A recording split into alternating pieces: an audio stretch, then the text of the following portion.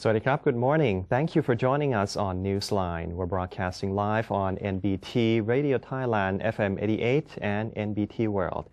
Today is Wednesday, January 28, 2015, and you're with me, Suraphat Lautharanarit.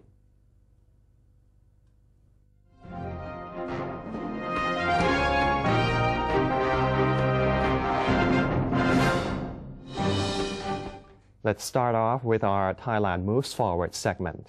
First up, Prime Minister Prayut Chan-o-cha has indicated that foreign countries understand the situation in Thailand better after he explained the country's roadmap and direction to UN envoys from 21 countries during their meeting. The Prime Minister said the U.S. Assistant Secretary of State met with the Thai Foreign Minister to discuss political issues in Thailand. The Thai Foreign Minister answered all questions of the U.S. Assistant Secretary of State and informed him that the Thai government still uses martial law in order to maintain peace and order in the country.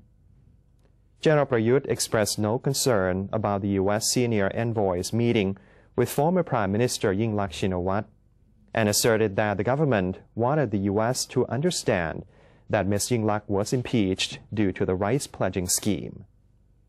As for his meeting with the 21 UN envoys on January 26th, the Prime Minister said he clarified the situation in Thailand to them, with a focus on the roadmap of the National Council for Peace and Order in connection with the development of other countries. The envoys invited him to attend the UN General Assembly in September this year, and he accepted the invitation. The Cabinet has agreed to designate May 4th as an extra day off in order to create a 5-day holiday period between the 1st and the 5th of May, hoping to boost tourism by 10%. As Friday, the 1st of May, will be National Labor Day, followed by the weekend on the 2nd and 3rd, and Coronation Day on the 5th, the Cabinet has come to a conclusion to make Monday, the 4th of May, an additional holiday in order to extend the holiday period. Tourism and Sports Minister Gopkan Wattanawarangkoon projected that the extension will help boost tourism by 10%, citing the success of a similar move during the new year. At the Cabinet meeting, Prime Minister General Prayut Chan-o-cha stressed the importance of tourism to the economy and called for the Tourist Police Division and related security agencies to maintain order and safety at important tourist spots. Meanwhile, questioned about the investigation into the recent death of a British tourist on Koh Tao, Ms. Gopkan said the latest autopsy reports suggested that the victim died from drug allergies, and provisional reports did not find any traces of physical harm. The Cabinet yesterday agreed to extend free bus and train services for another 6 months from February 1st to July 31st. Government spokesman Yongyut Mayalab said the free bus and train project was one of the government's assistance measures for the less fortunate people, especially students and the elderly. The Cabinet assigned the Bureau of the Budget to give a 2.1 billion baht subsidy to the Bangkok Mass Transit Authority, or BMTA, and the State Railway of Thailand, or SRT, to operate the free buses and trains, respectively. The BMTA provides 800 free buses per day on 73 routes in Bangkok, and the SRT 172 trains per day. The free bus and train project has been continued since 2008.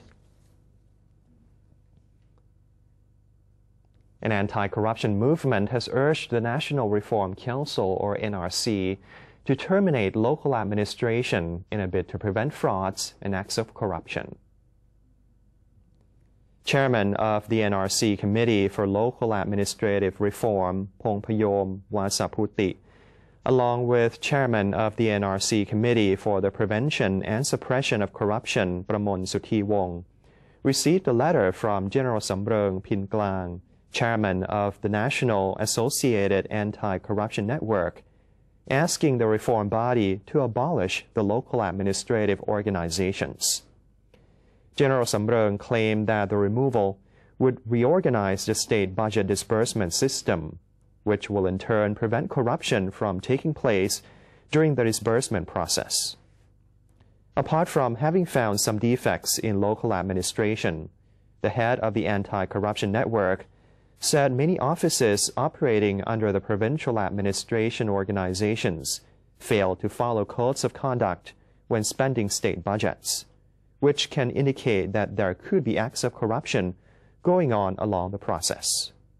As a result, General Samreung suggested that both organizations be terminated in order to pave the way for a better and more effective administration. Not only that, he said doing so would solve the problem of influential figures in local areas. In response, Mr. Pongpayom and Mr. Pramon said they were willing to take such matter into consideration, while assuring the network of the NRC's commitment in ensuring transparency and maximum public interest. The National Reform Council, or NRC, has concluded on ways to tackle social and economic disparities and will suggest them to its committee in charge of the matter for implementation. NRC members yesterday came together for a meeting to brainstorm measures to address the problem of inequality plaguing the Thai society and economy, as well as ways to establish fairness in a sustainable manner. Some members cited the centralization of power as the root cause of disparities, widening the gaps between urban and rural communities. They also said other supporting factors are ineffective law enforcement, cronyism, and discrimination by state officials. Therefore, the suggested solution is to distribute the administrative power from the capital to the provinces, and to have all citizens commit themselves to the effort to foster social and economic equality. Other NRC members proposed that reforms be implemented on education, healthcare, and career opportunities in order to ensure that they are equally available to all Thais. At the end of the session, the NRC members unanimously approved the suggestions with 202 votes. The initial solutions to inequality will soon be sent to a concerned committee of the NRC for review and execution. The National Reform Council, or NRC, has given assurances that the blueprint for Thailand's reform process will be ready within 3 months. The NRC Whip Secretary General and spokesperson Alongkorn Polabut yesterday said after the Council has reviewed the report of the Vision Workshop that all 18 NRC committees are to spend the next 30 days completing their own reform frameworks before the writing of the blueprint of the reform process starts. Mr. Alongkorn stated that the blueprint will have to be completed within 3 months, while the NRC has 6 months to complete all draft laws that will support the reform process. He added that the Reform Council has agreed that future election campaigns by all political parties must not be in contradiction with the NRC's reform master plan, even after the new government is in office. The Constitution Drafting Committee, or CDC, has resolved to make the impeachment process under the new charter retrospectively effective. CDC spokesman General Lertrat Ratanawanit said that the drafters yesterday continued reviewing a section in Part 3 of the draft Constitution, which is about the impeachment of any political office holders, the presidents of the Supreme Court, the Constitutional Court, and the Supreme Administrative Court, as well as the Attorney General, who are proved to be unusually wealthy, corrupt, to have abused their power, or face petitions from voters. General Lertrat said that in such circumstances, the CDC agreed that an impeachment can be effected if more than half of the members of the House of Representatives and the Senate vote to do so. In such an instance, the person who is impeached will also be banned from politics for 5 years, starting from the day that the Parliament completes the vote casting, he added. The CDC spokesman went on to say that the impeachment process under the new charter can also be retrospectively effective, which means former political office holders can still undergo the impeachment process. The Constitution Drafting Committee, or CDC, members have presented the progress of the new charter to the National Reform Council, or NRC, for their scrutiny. Notable changes include the restructuring of the courts and the legal system, while giving the House of Representatives the power to call for a judicial review. CDC member Kamnoon Sithisaman revealed to the Reform Council that the authors of the new Constitution have restructured the justice system for the purpose of enhancing its efficiency. These changes include barring civil servants from holding positions in state enterprises, adding a department within the appeals court tasked with handling election-related cases, and giving the appeals court the power to audit holders of political offices. In addition, the CDC has added a department tasked with handling disciplinary cases related to monetary and financial affairs of the administrative and Supreme Courts. The deliberation of the draft Constitution at the NRC floor will mostly involve how to address social and economic inequality to ensure fair and sustainable growth for the country. The NRC members have given importance to the issues of landless farmers, equal access to education, and taxation. Moreover, the NRC will convene a meeting next week to give each subcommittee in various fields of reform a chance to participate in the drafting process. 4th Army Region Commander Colonel Prakan Cholayut said the government is coordinating every sector's efforts in helping restore peace in the Deep South. According to the commander, 12,000 security officers have been deployed to safeguard homes, schools, and communities. They are working alongside policemen and soldiers. In terms of regional development, His Majesty the King's philosophy and a religious approach would be used in improving the quality of life and preventing Southern youth from joining insurgent groups. The 4th Army Region will urge local residents to engage in sport activities. On a community level, district officials are expected to promote understanding, unity, and love among the people.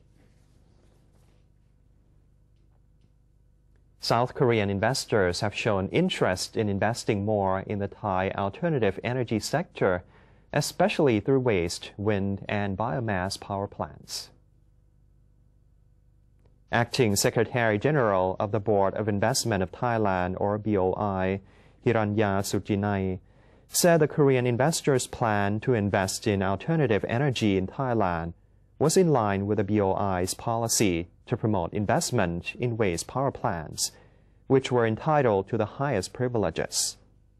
More than 60 pairs of Thai and Korean businesses were also expected to be matched soon, said the official. The BOI and the ASEAN Korea Center jointly arranged the seminar Thailand's Investment Opportunities on Alternative Energy in Seoul earlier last week. Korea has invested around 1.5 billion baht in solid waste power generation and another 540 million baht in wind power.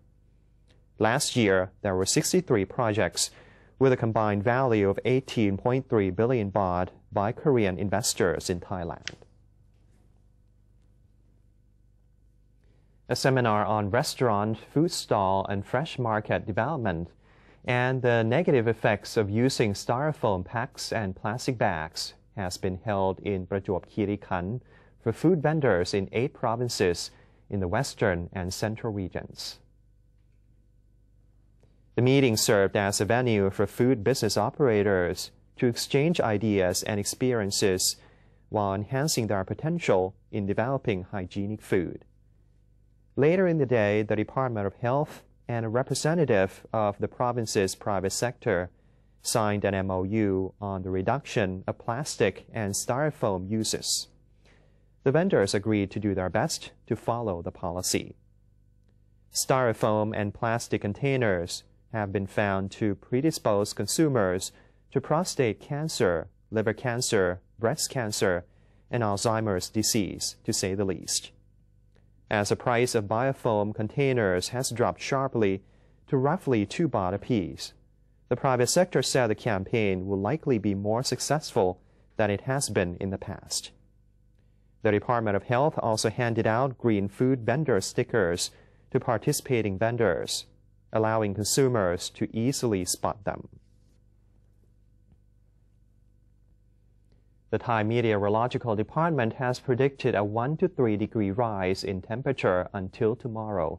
Cool air and fog in the morning with thick patches in many areas will continue to prevail over Upper Thailand, with minimum temperatures of between 13 and 16 degrees Celsius. The lower part of Thailand will be cool with minimum temperatures of 17 to 19 degrees Celsius and maximum temperatures of between 31 and 33 degrees Celsius. At the top of mountains, it'll be cool with minimum temperatures of 12 to 15 degrees Celsius and northeasterly winds of 15 to 30 kilometers per hour. From January 30th to February 1st, temperatures will slightly decrease. Cool air with fog in the morning and isolated rains are expected. Minimum temperatures will range from 16 to 19 degrees Celsius and maximum temperatures from 30 to 32 degrees Celsius.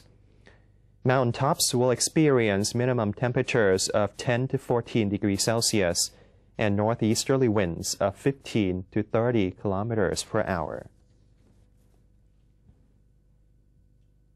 And that's the end of today's edition of Thailand Moves Forward.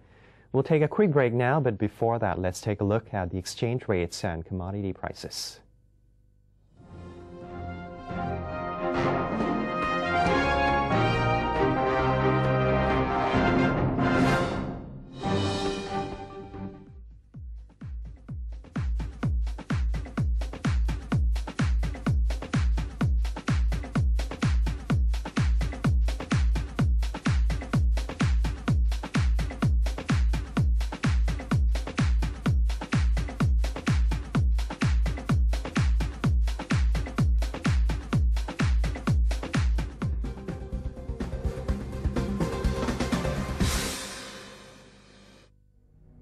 Maintain a strong nation, Thailand is promoting 12 core values for the good of the people. The 7th core value, understanding true democratic ideals with His Majesty the King as head of state.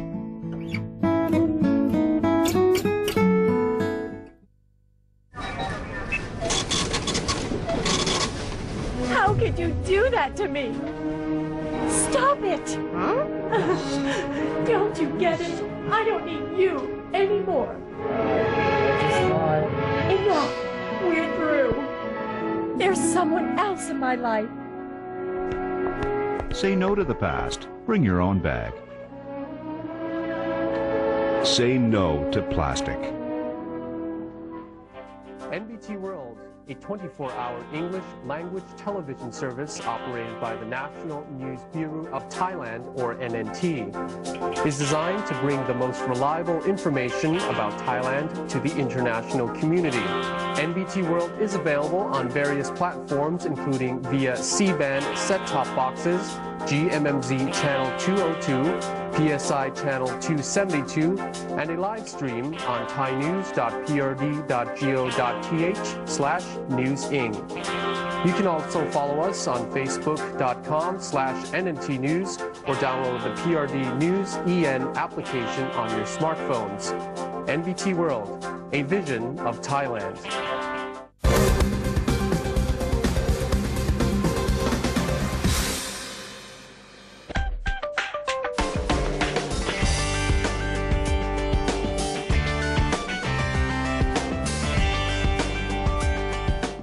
Welcome back to Newsline. Now let's take a look at news from the ASEAN region.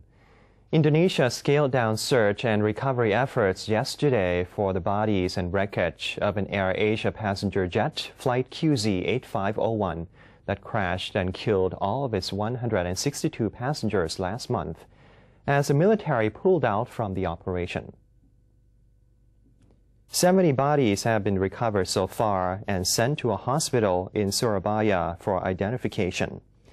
Days of rough weather and poor visibility have hampered Navy divers' efforts to find more bodies and recover the fuselage of the plane. Officials said retrieving the fuselage will not be a priority now, as no bodies were trapped inside, and decided to scale down the search. Meanwhile, Indonesian transport safety authorities have announced they will release a preliminary report on data retrieved from the crashed AirAsia's black boxes tomorrow. The nation's transport ministry confirmed the release of the preliminary report, saying the National Transportation Safety Committee has downloaded data from the two black boxes and has completed a preliminary report on their findings. The committee will give a further analysis on the two black boxes and release a final report next year.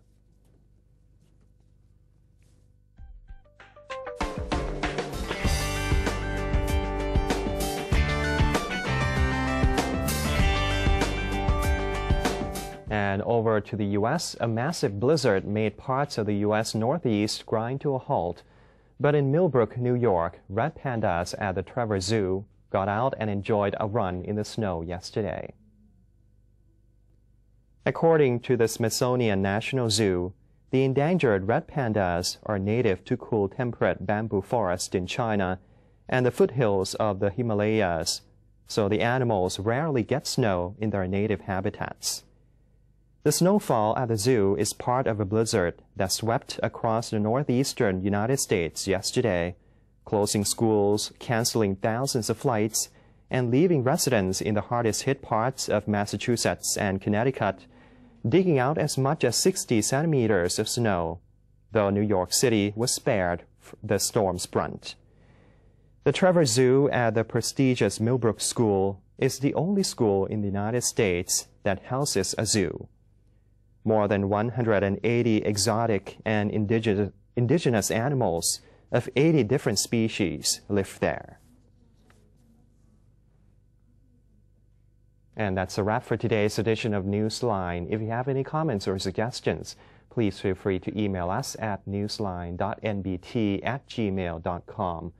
You can also follow us on Facebook or simply visit our website at thainews.prd.go.th/newsing. And for now, we're going to say goodbye with some footage of cute animals at Dusit Zoo. I'm Surapan Lautaranarit. Thank you for joining us and have a wonderful day. สวัสดีครับ